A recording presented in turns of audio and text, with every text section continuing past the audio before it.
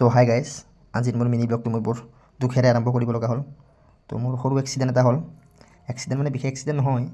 তো সিদিনা যে আমাৰ ৰাজধানীৰ লগত খেল আছিল, তো এই খেল খেলি থকা অৱস্থাত মোৰ এই কোট এটা ধৰোঁতে এই কিনাংলৈতে বলটো পৰি অলপ বেয়াকৈ লাগিল চাগে। তো বলটো পৰি কিনাংলৈতে ফুলি থাকিল। মই ইমান ভাবা নাই। তো পৰহি মই হস্পিটেলত যে এক্সৰে এটা কৰি ল'লোঁ।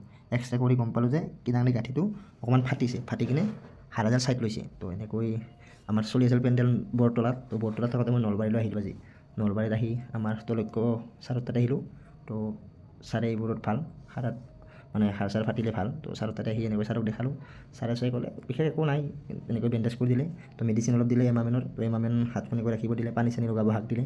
তো এনে দেখাই মেলি মই আৰু এনেকৈ বৰতলালৈ আহিব ওলতে আমাৰ খুৰাহঁতক লগ পালোঁ। খুৰাহঁতো ঘৰত গৈছিল।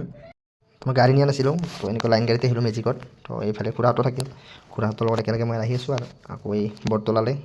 তো এনেকৈ পেণ্ডেল পালোঁ, খুৰাহঁতে নামিল, মই মোৰ ৰুমলৈ আহিলোঁ। তো আজি মিনি ব্লগটোৰ পৰা বিদায় ল'লোঁ, বাই বাই।